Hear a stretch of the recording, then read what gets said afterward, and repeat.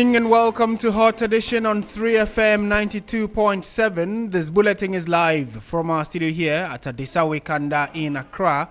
My name is Martin Asiedu-Dartey. Coming up this evening, Attorney General's Department hints it will, in the coming days, take steps to fully comply with the court directive to take over all criminal prosecutions currently being handled by the Office of the Special Prosecutor. Also coming up, government officials and leadership of traders and freight forwarders set to hold crunch meeting ahead of the expiration of a 4-day boycott of activities other countries' ports. And later in the bulletin, after days of agitations, the University of Development Studies UDS resolves the impasse over the leadership of the university as it names Professor Idrisu Mohammed muniru as a new Vice Chancellor. We'll tell you all about the new Vice Chancellor of the premier university in northern part of the country. Details of all of these and more coming up for the next 1 hour, including business and sports. Before that, let's bring you the news summaries with Christabel. Now, the Ghana Private Road Transport Union, GPRTU, has welcomed the government's recent intervention to reduce fuel costs, describing it as a timely move that has eased pressure on transport operators. Head of Industrial Relations of GPRTU, Alhaji Abasi Moro, indicated that the union had been considering an increase in transport fares due to rising operational costs, particularly fuel. Mobile Money Fintech Limited has announced that it is conducting routine checks on its Momo Agents platform, leading to a temporary suspension of the SIM of some mobile money customers. Some mobile money agents took to social media and the offices of MTN to protest the suspension of their SIMs. However, the company explained that the exercise is part of ongoing efforts to maintain platform security and meet regulatory requirements. Now, the Electricity Company of Ghana, ECG, has announced planned maintenance works across 4 regional districts on Thursday, April 16, 2026, resulting in temporary power outages in several communities within the Central, Accra West, Tema, and Accra East regions. The maintenance exercises, scheduled to take place between 9 a.m. and 4 p.m. or 5 p.m., depending on your location, is part of ECG's ongoing efforts to improve service delivery and enhance the reliability of power supply to customers. So if you're in any of these areas, kindly take note of this. Now, Deputy Attorney General and Minister for Justice, Dr. Justice Remsai, says the Office of the Attorney General's Department will take steps to assume control of cases currently being prosecuted by the Office of the Special Prosecutor, OSP, in compliance with the High Court order. The directive follows a legal challenge by an accused person who questioned the authority of the OSP to prosecute without prior authorization from the Attorney General. And that's it for the news summaries here on 3FM. For more stories and updates, kindly check out our website, 3news.com. I am Christabel. Success Treve. Martin, over to you. Thank you very much, Christabel. Let's get into the specifics of our stories we have this evening. And we are starting from the courts because the Attorney General's Department says it will comply with a High Court directive to take over all criminal prosecutions currently being handled by the Office of the Special Prosecutor.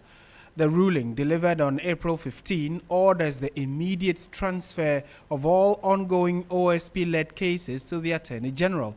This arrangement, the court said, should remain in place until the OSP secures the unconditionally required authorization from the Attorney General to prosecute cases independently.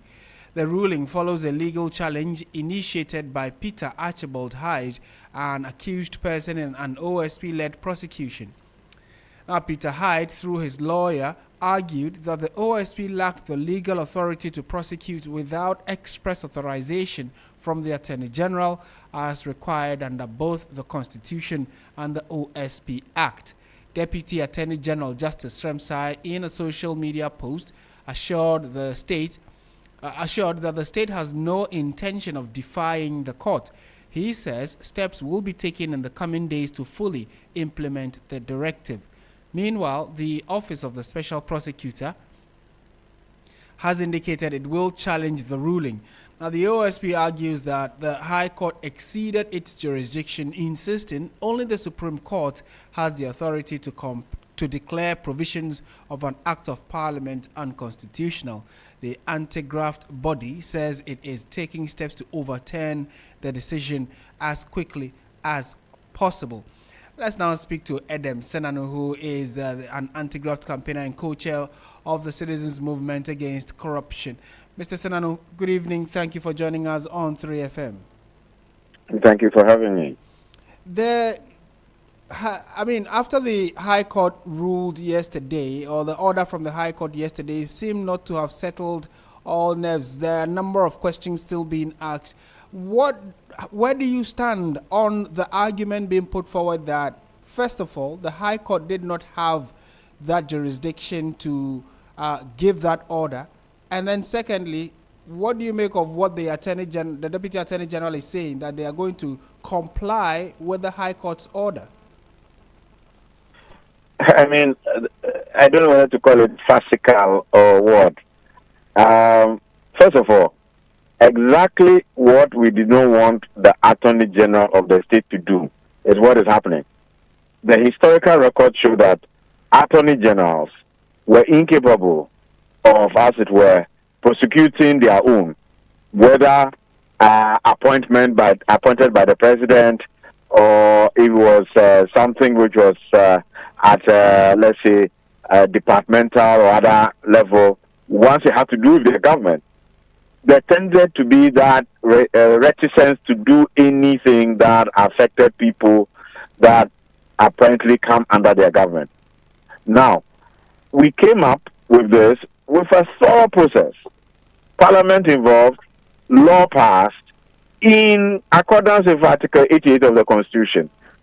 Absolutely, the High Court has no jurisdiction interpreting things that have to do with the Constitution, etc. And at the same time, it is good to know that yesterday there were two High Court rulings on this matter.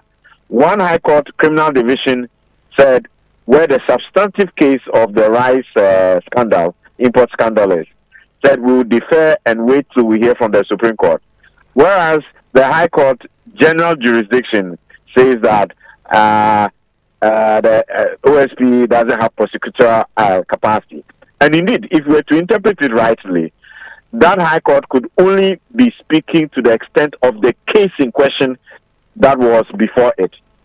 So for people to try and extend this to say all cases must stop and prosecution must come to the ages, maybe the deputy AG doesn't understand that civil society and Ghanaians, this is exactly what we didn't want to see, because the ages is unlikely to follow up on these cases. What has happened to the oral cases? Right, that's an interesting question on which you end your first submission. But so it is your understanding that the order from the court yesterday, the specific High Court yesterday, was related to the specific issue under contention in that court, and that it is not given a blanket authority for the OSP's prosecutorial powers to be taken over by the Attorney General. That's what you're saying? Absolutely. Because the issue before the judge was specific. Whether the OSP could prosecute the case that was before it, that had to do with the rice import scandal. So what it was they were doing a parallel action. While the substantive case was in Criminal Division High Court, they were trying to find a way of trying to stop it by going to another High Court on a specific issue. So for anybody to extrapolate or to expand, I don't know how they arrived at that. Let alone, the issue before them was not even who should prosecute. So the judge has no capacity to say OSP hand over to AGs, because that issue was not substantively before the judge. So there are so many errors. One is wondering what is going on here. There was no issue of who else can prosecute or who should we give it to. What gives the judge the capacity to determine which of the other agencies should the OSP hand over its cases to? How does that happen? Right. But then, is it your understanding that the text put out by the Deputy Attorney General is also saying that the are taking over all cases that the OSP is handling. Is that your interpretation or your understanding of what Justice Treve put out? Well, I refuse to try and understand whatever he's putting out because I don't think that the court had the capacity to take that decision in the first place. It goes against what all of us as civil society have worked towards. It turns back the wheels of time. It makes it as if one step forward, 3 steps back, and we don't want to entertain that kind of trajectory. So whether they want to believe that they are taking over OSP's cases, or it is that the court is saying OSP doesn't have cases, you can prosecute at the moment. Whichever interpretation, that is not for us to conjure. As far as we are concerned, this was outside the remit of the judge. The OSP should appeal when necessary. We ought to be waiting for the Supreme Court to rule on a substantive issue, and then we can proceed. Yeah, so 2 final questions on that.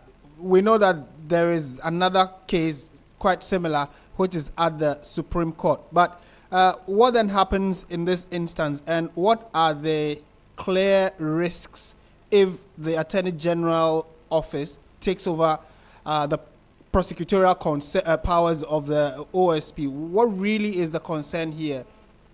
No, but the AGs cannot take over the OSP's cases. That's not going to happen. It can't happen. Which part of the ruling? There's no capacity to say where AG takes over anything. It will have to be dealt with in court. So the substantive issue is that the particular case on the rice import scandal may suffer a stall. All other cases that the OSP is handling will proceed. Because in fact, yesterday had 4 cases in court. 3 went well. It's only this case, which in fact was before 2 high court divisions on the same day. Very interesting situation. So all the other cases will continue. All other persons being pursued will be pursued. It is only this rice import scandal thing. I know that the judge in the criminal division deferred part of the case, which had to do with somebody who wanted to go out of jurisdiction on bail. Was to be sorted out today. So the cases will continue. The AG is not in a position to take over those cases. They have not been able to handle their cases. What's the feedback on all? Right.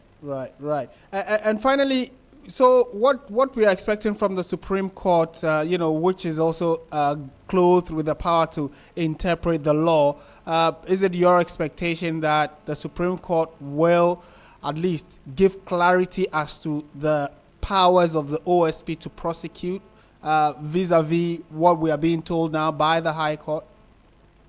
Absolutely. I think that the Supreme Court is the final destination for interpretation on this matter.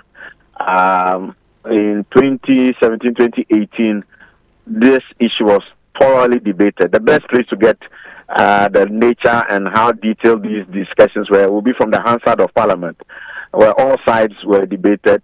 And Article 88, in its black and white print, gives the opportunity for other prosecutorial agencies to exist. And it's not only the OSP that has that capacity. So that was taken advantage of, and the law was passed. So let's have the Supreme Court rule and bring clarity to it, and then we can proceed. I am hopeful that we will not turn back the gains that have been made and allow our politicians who just want to protect their own and get away with impunity to continue doing so. People think that this could dampen the confidence in our corruption fight. Do you share that view? Well, initially I did, till I discovered that there were 2 high court rulings and one judge was mindful of the Supreme Court case and decided to defer, which is what we expect. I mean, we're a democracy, we have the rule of law, let's follow the legal processes. The other judge, in spite of the fact that he was told that this is before the Supreme Court, felt that it was within his mandate to rule. And looking at the ruling, I don't think that, because he still ventured or forayed into an interpretation. And that really is not what we expect high court judges to do. Thank you so much for your time, Mr. Senanu. And thank you too. And he is an anti-graft campaigner and co-chair of Citizens Movement Against Corruption, Edem Senanu there. And clearly gives an impression that a lot more questions are still on the minds of many who are following this particular development very closely. Again, let's bring in private legal practitioner who has also been paying attention to how all of this is unfolding before our very eyes. John Kwesin, a constitutional lawyer. Mr. Kwesin, thank you for your time. What is your interpretation of what's happening? I mean, people believe the High Court judge overstepped his authority. Is that a position you share? Martin. Yes. Hello, Martin. Yes, I can hear you. Yeah. Your line was very faint. If you could repeat it a bit right. for me. I was asking what your understanding of the recent developments are regarding what the High Court. Okay, that's fine. That's fine. I have it. Yesterday, I think or a day before yesterday, the entire country was disappointed. I mean, more than 100% disappointed. And public discourse has not been encouraging. As early as possible, I will humbly appeal to the president of the land to somewhat intervene. You see, we're all, sections of Ghanaians were happy that there's been a change in government. People thought there were things going on in the previous regime that needed some change of a sort. So if in no time, and these are the sort of things that we are witnessing, then we are not building a country, and it's not going to help all of us. But let me dare say that what just happened at the High Court is something that will not stand the test of time. It's just a matter of few days, few weeks, and everything will be overturned. Whether by procedurally the OSP will take steps or not, in the nearest future, some other citizens can just go to court and then overturn the ruling.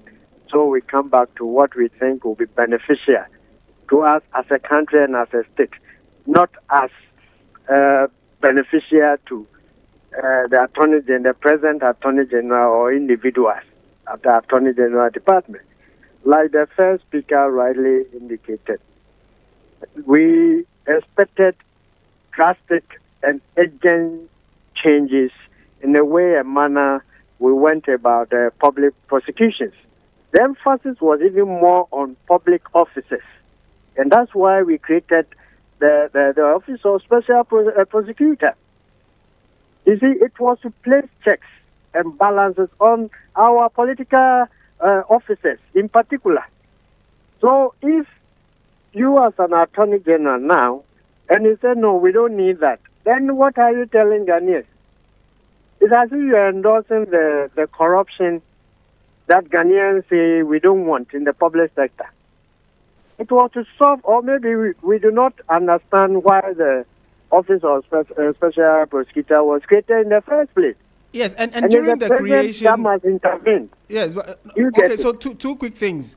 During the creation of this law, could it be that Parliament, the entirety of Parliament, did not pay attention to the fact that they were giving the power to prosecute or some form of power to prosecute to the OSP in that law? Sorry, Martin, today since I haven't been fortunate, your line is very faint. It's not clear. Okay, let me try again. It's better. It's better this way. So I was asking that, could it have also been that during the creation of the OSP law in Parliament, parliamentarians overlooked or did not pay attention to the fact that some amount of prosecutorial authority was being given to the OSP, and that all of that entire power to prosecute was vested in the Attorney General? Could it have been an oversight in Parliament?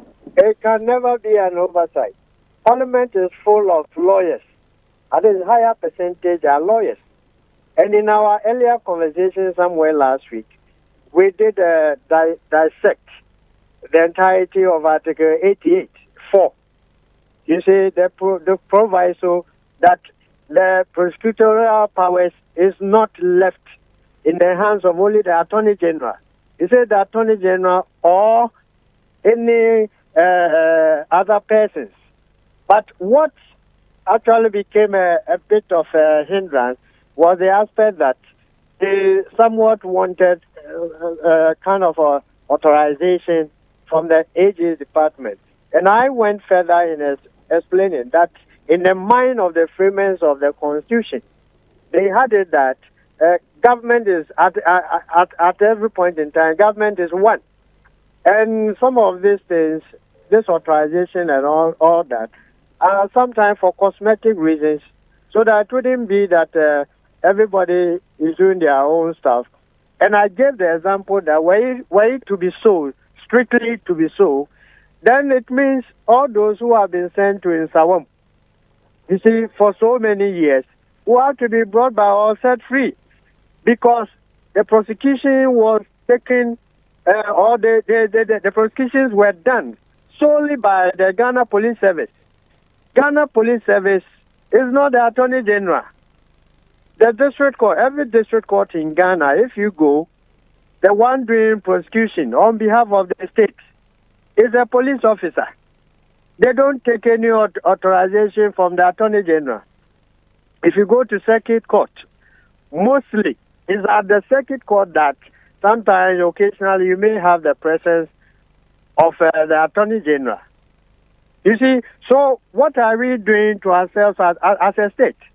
Isn't it also an unconstitutional then? For so many years, so many years, the police have taken charge of prosecutorial powers. So what then would the Attorney General say? Maybe from tomorrow we have to also begin finding out what has happened to the people that were tried by police and then they were taken to prison for so many years. Did they take authorization from the Attorney General? That provision there, in a way, is to kind of like streamline things.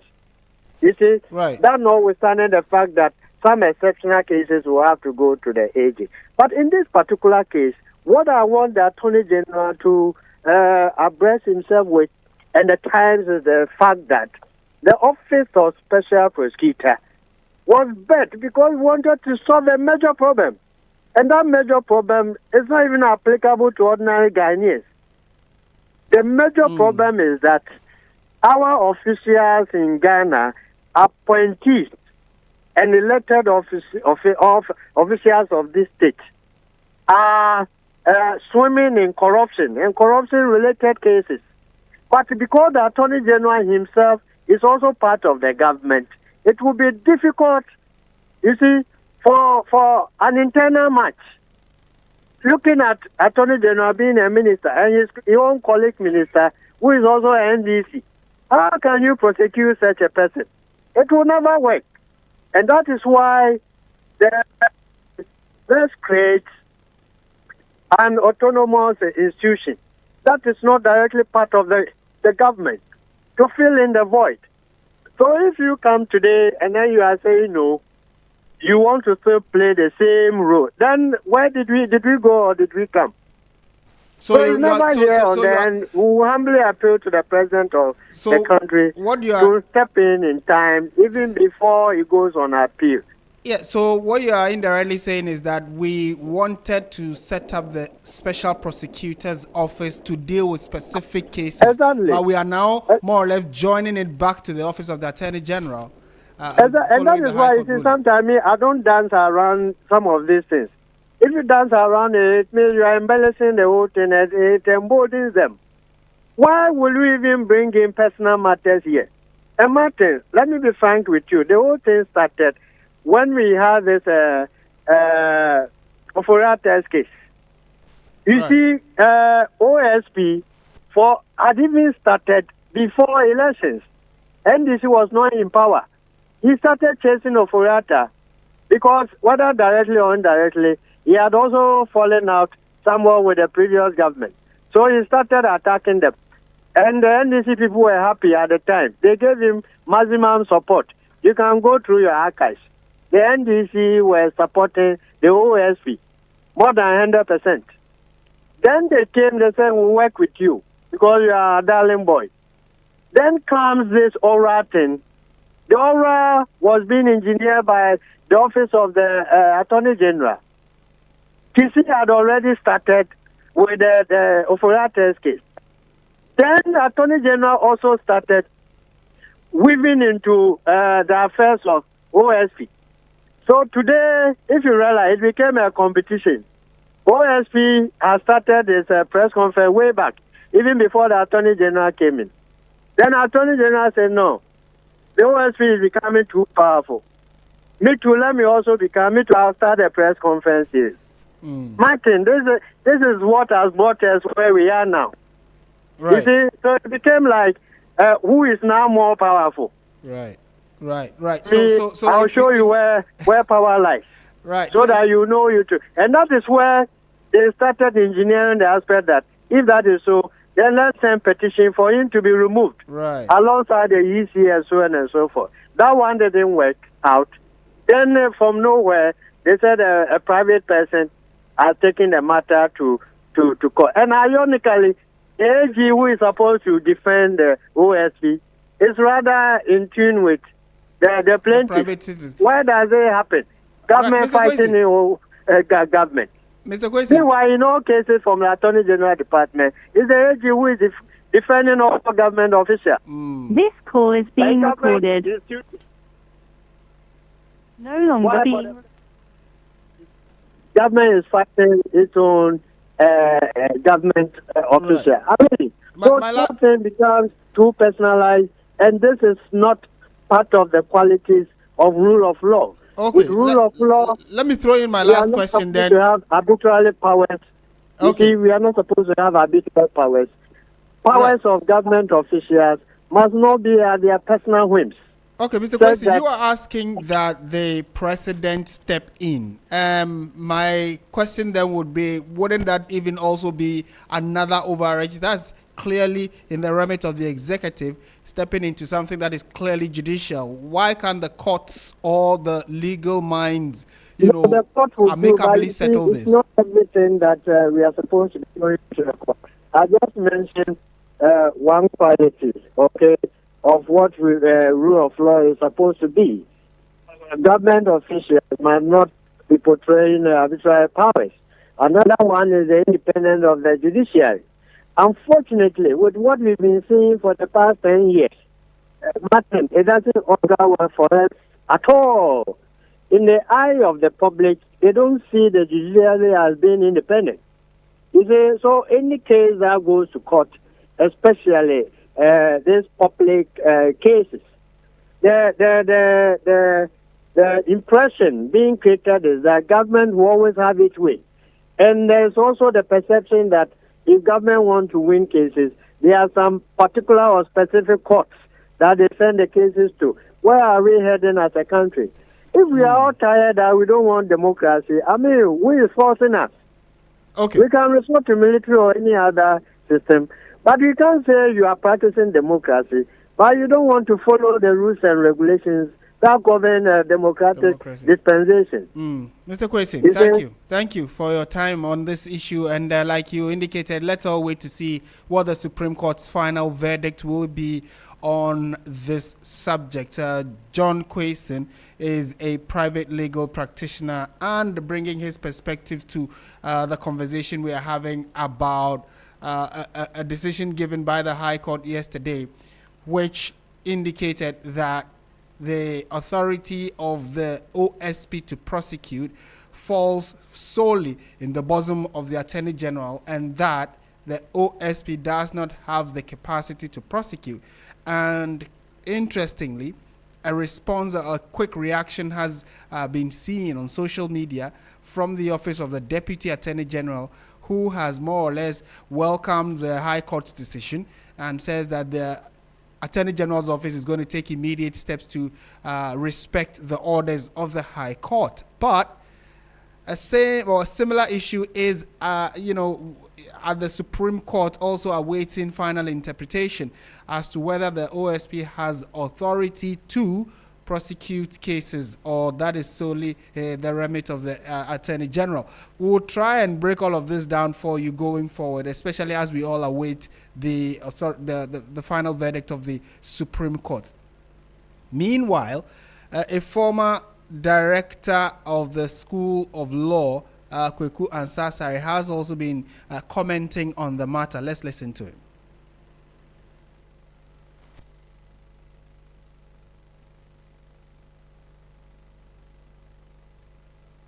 Sound in law, and it's a perfect reflection of the letter and spirit of Article 88 of the 1992 Constitution, which is the supreme law of the land. So my comment is that it's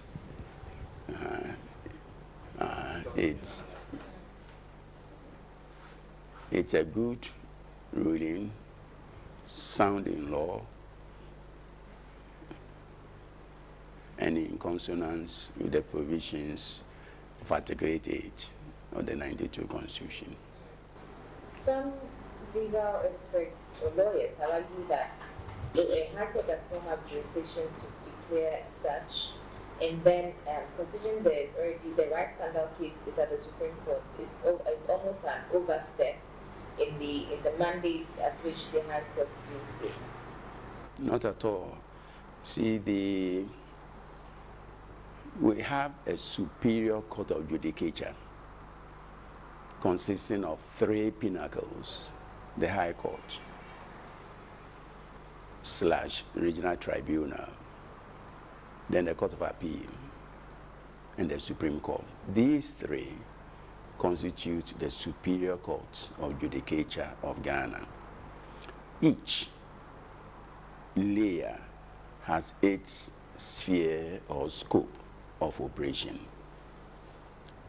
Under Article 128 of the 92 Constitution, the Supreme Court has its jurisdiction. Now, the Supreme Court has 6 different areas of jurisdiction. The Court of Appeal, under Article 135 and 136, up to 139, also has its sphere of operation. Then under Article 140, the Supreme Court, the High Court also has its sphere of jurisdiction. None of them is to override the other.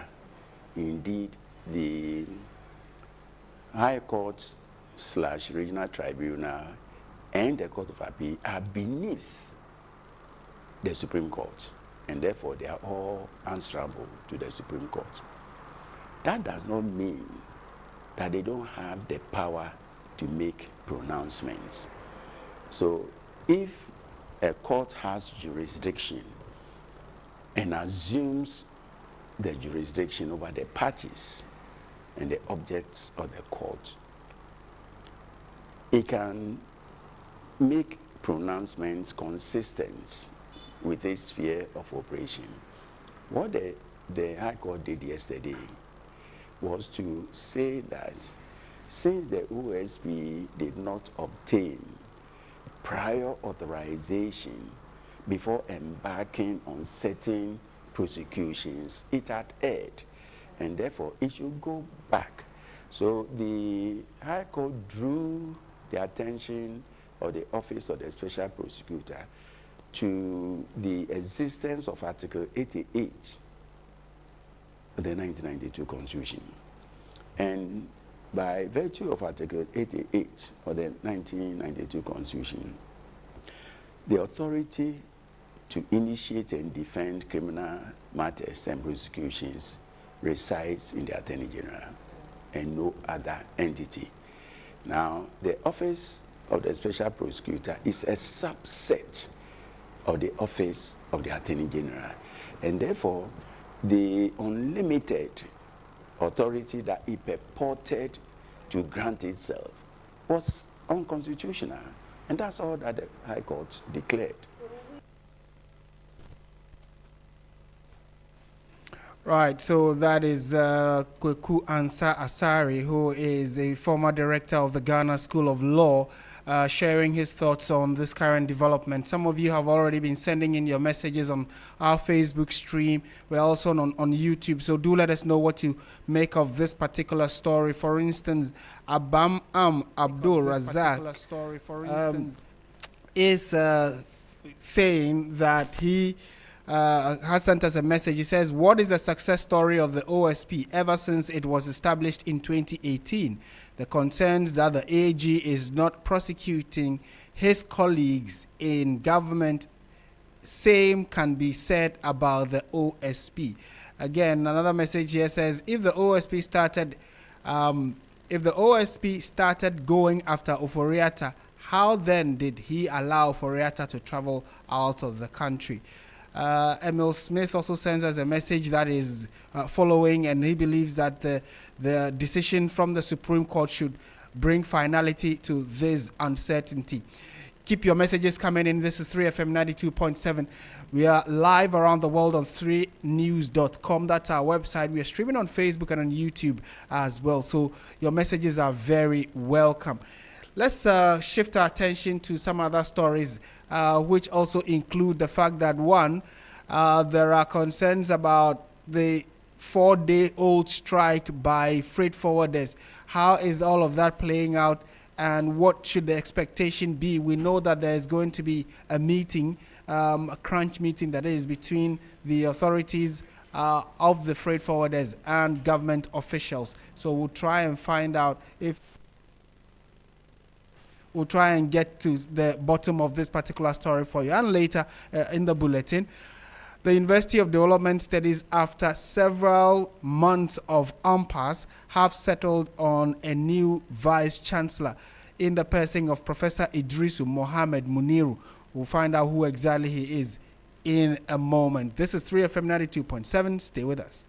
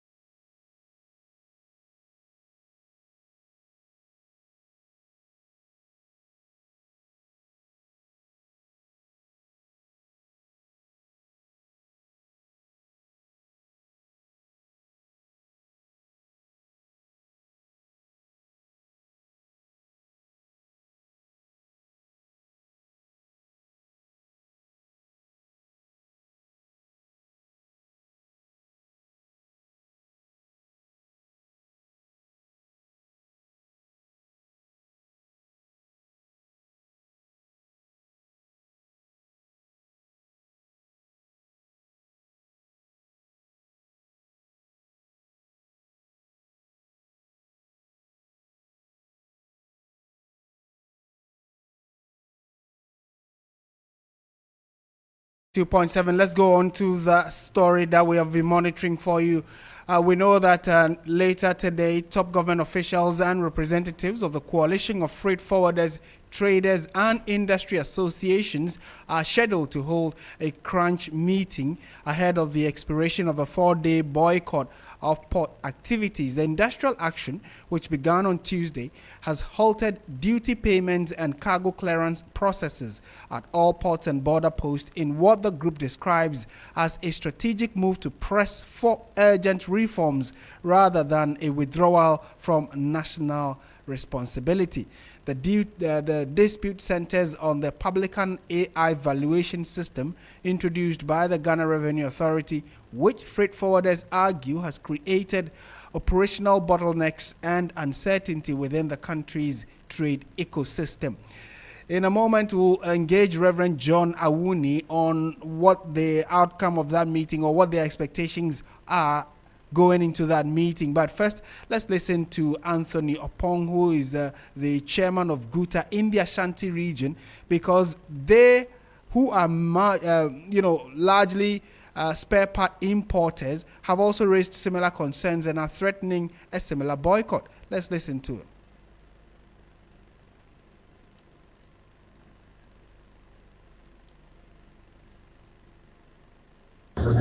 The leadership of Kumasi Spare Part Dealers Association wish to bring to the attention of the government and the general public a matter of grave concern affecting the trading community in Ashanti region and, for that matter, the entire country. Prior to the assumption of office by His Excellency John Dramani Mahama, a meeting was held with GUTA members at AH Hotel in East Legon. During that engagement, a clear and assuring promise was made to implement a flat rate duty system on goods at the ports and ease the burden on traders and promote business growth. However, there has been no visible effort or policy direction reflecting that commitment. Notably, 2 national budgets have been presented to the public, yet neither has addressed this promise. This has led many traders feeling concerned and uncertain about the future of our businesses. Instead, the publican AI system has been introduced at our ports.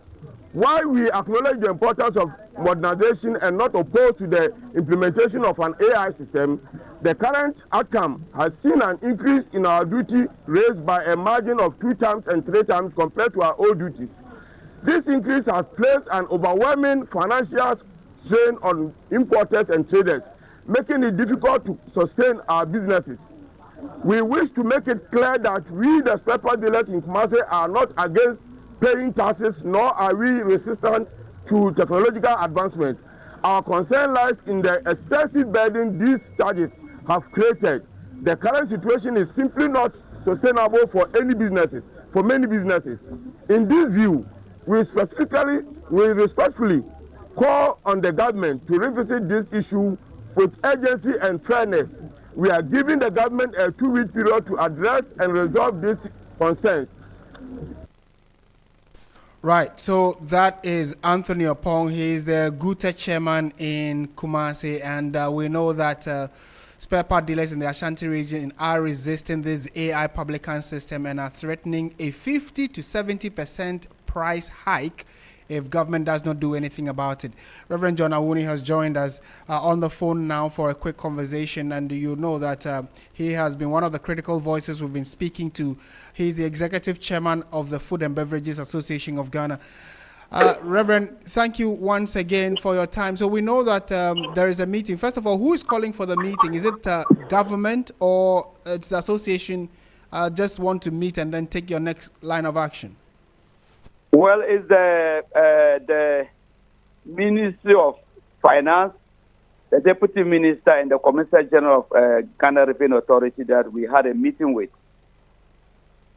And so I'm sure that the subject for the meeting naturally would be the publican AI system and the concerns you have. Have that been raised? Have that been addressed?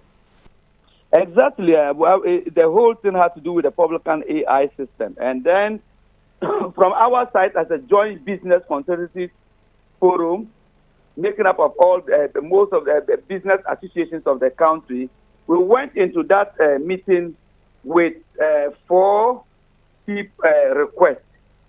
Our request was the immediate suspension of the publican AI system because it is a system that has created so much problems in the business space in the last month or so. And then we said we don't understand the publican AI system.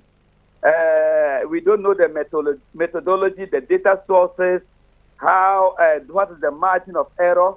We're also even very much confused in terms of accounting. For instance, you have your invoice value of a product that is 10 cedis. The AI also comes up and gives you the value as 20 cedis.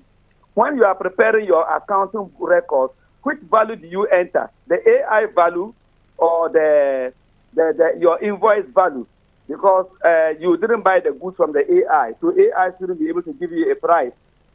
So we had this concern. We said that in view of that, the publican AI should be suspended while we go into the system with a committee.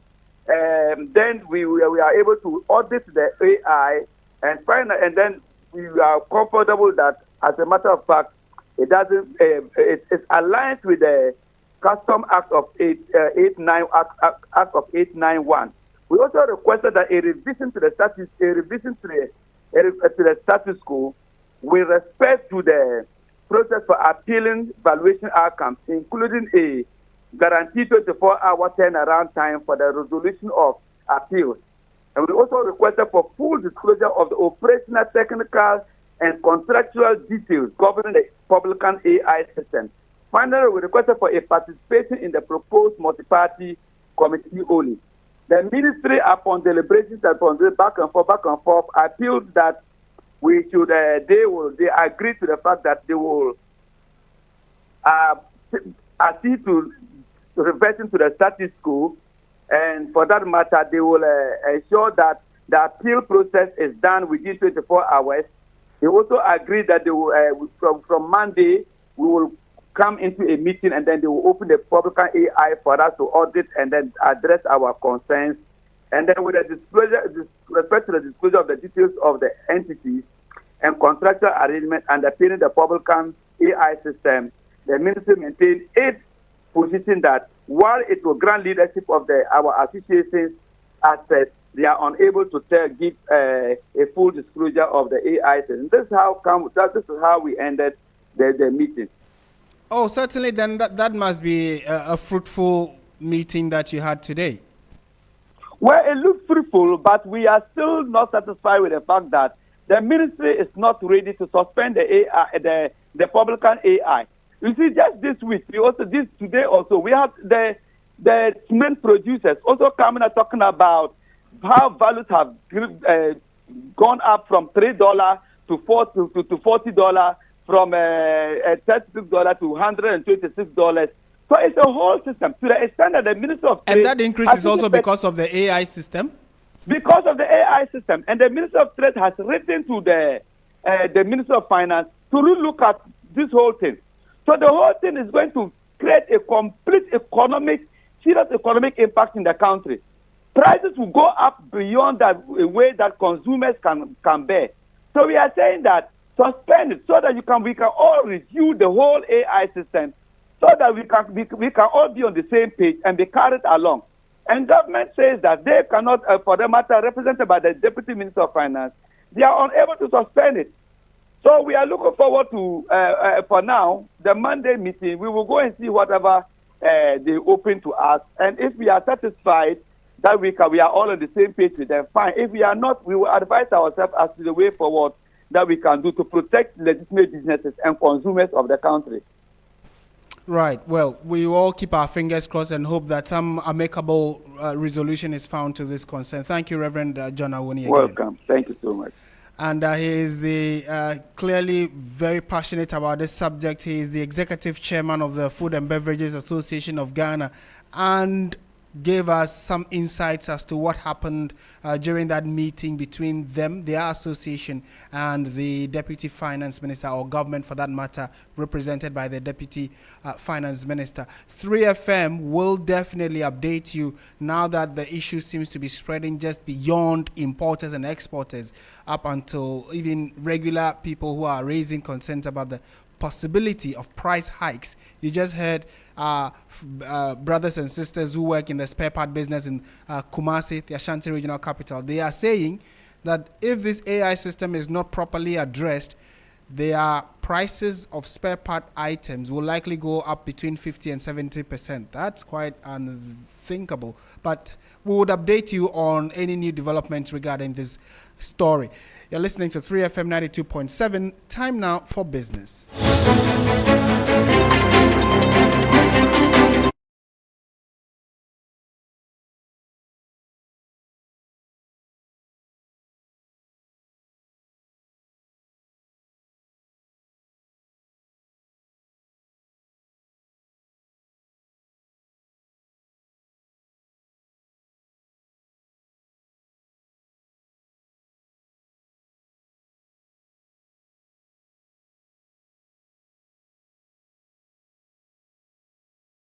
And welcome to the business segment on Hot Edition on 3FM 92.7 with me, Bismarck. Also coming up tonight, CD faces renewed depreciation pressure despite strongest first quarter stability in 6 years amid import demand and global commodities risks. Thanks for your company. Now to the details. The Ghana cedi is expected to weaken further toward the end of 2026, despite recording its most stable first quarter performance in 6 years, as rising import demand and energy-related payments begin to weigh on the currency. The local currency lost 4.4% to the US dollar in the first quarter of 2026, closing March at 10 cedis 98 pesos. This marks its smallest first quarter decline in 6 years and is significantly below the 8.7% average depreciation recorded over the same period. Research firms Blackstar and Databank are projecting the cedi to weaken to between 12 cedis 60 pesos and 12 cedis 85 pesos to the dollar by December, representing an estimated 15% drop from current levels. Despite this outlook, the cedi's performance reflects a broader economic recovery. The currency has strengthened significantly from the 15 cedis 53 pesos recorded in early 2025, supported by the IMF program, debt restructuring, and a surge in gold export earnings. Inflation has also declined sharply to 3.2% in March, while interest rates continue to ease, with Treasury bill yields falling into single digits for the first time since the debt crisis. Analysts say external risks, including rising global oil prices, driven by tensions between the United States and Iran, could further pressure the cedi by increasing Ghana's import bill. At the same time, higher gold prices may provide some relief by boosting export earnings and supporting foreign reserves. Overall, while the cedi's recent gains signal improved macroeconomic stability, sustained pressures from global and seasonal factors are expected to test its resilience in the months ahead. And that was a 3 Business News Desk report on the cedi facing renewed depreciation pressure despite strongest first quarter stability in 6 years amid import demand and global commodity risks. Before we go, Mobile Money Fintech Limited has temporarily suspended the SIM cards of some mobile money customers as it carries out routine checks on its Momo agent platform. The company says the exercise is aimed at strengthening platform security and ensuring compliance with regulatory requirements. According to Mobile Money Fintech, agents found to have committed minor infractions will receive warnings, while those who moderate breaches will face temporary suspensions. Accounts linked to serious violations will be permanently terminated. The company adds that it has engaged affected agents and has already restored some accounts, while investigations into others are still ongoing. We are following this development and will bring you updates in our subsequent bulletins. And that brings us to the end of the business segment on Hot Edition on 3FM 92.7 with me, Bismarck. Also, for more business stories, please check out our website 3news.com. Andrew Sefa is here for sports. Please stay.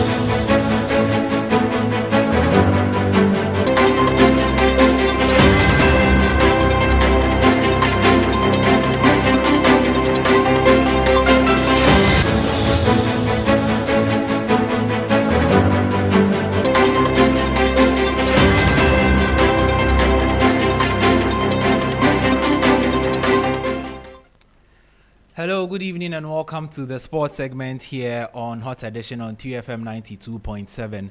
My name is Andrew Sefa Bamfo.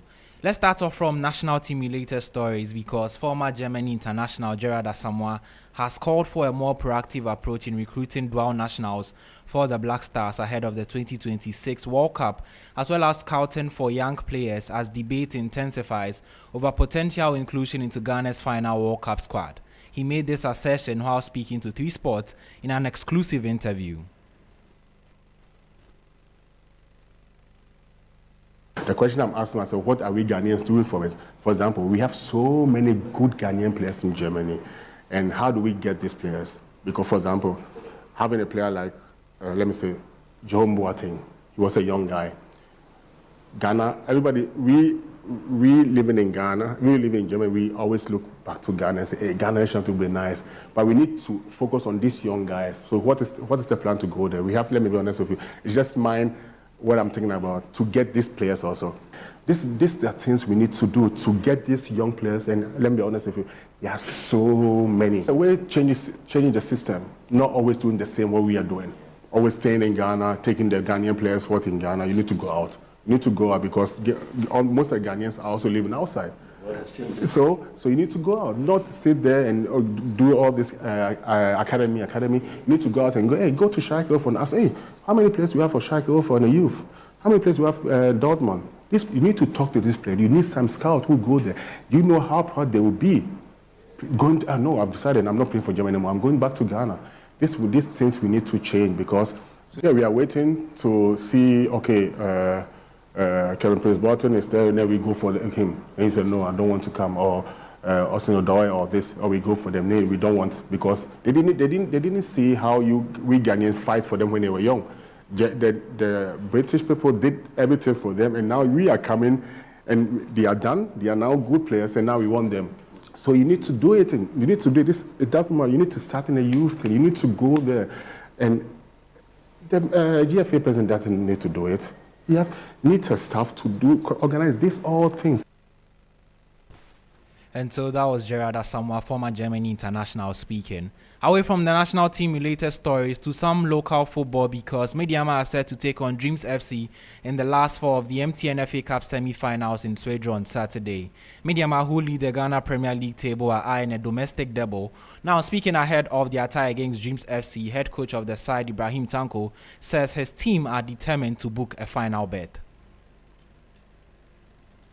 We are preparing very well. This is a different competition, MTN FA Cup. Like you said, we are playing semi-final. We want to reach the final, so definitely we are preparing very well so that we will achieve our aim. Trump Divisa was a really, really good opponent for us, and I don't think we are going to take this one differently. I mean, we are going to prepare like the way we are preparing in our league matches. So definitely, the preparation is going to be a very, very serious one. I think, and I always tell the players that all of them are important to us. All of them can start against any team at any time. So definitely, we are also going to make some changes to give others chance so that they will also be ready for the last 5 games. Oh yes, I always said we are competing in any cup that is available. So we are first in the Premier League. We are playing semi-final in the FA Cup. So definitely, we are going to make anything possible to reach the finals. And so that was Mediama head coach Ibrahim Tanko speaking ahead of the MTN FA Cup tie against Dreams FC at Suejo on Saturday. Now, finally, before we go, Manchester City forward Erling Haaland has praised teammate Bernardo Silva's abilities after the Portuguese forward announced his departure from the club at the end of the season. Silva joined Man City in 2017 and has made 451 appearances for the club, scoring 76 goals while providing 77 assists, as well as winning 19 trophies. The smartness, he's probably the smartest player I've ever played with, because of just the way he kind of controls the game and everything. So talk about his City career, the last 9 years, I think, has been crazy. Look at this, I think he has 6 Premier Leagues. Look at his trophies. He won the Champions League. Look at how important he was for us in the treble season when he scored against Bayern, when he scored 2 against Madrid. It's difficult to find words because he's been such an important figure for this club for the last 9 years, and also been shaping kind of the club with the way he's been on the pitch and off the pitch.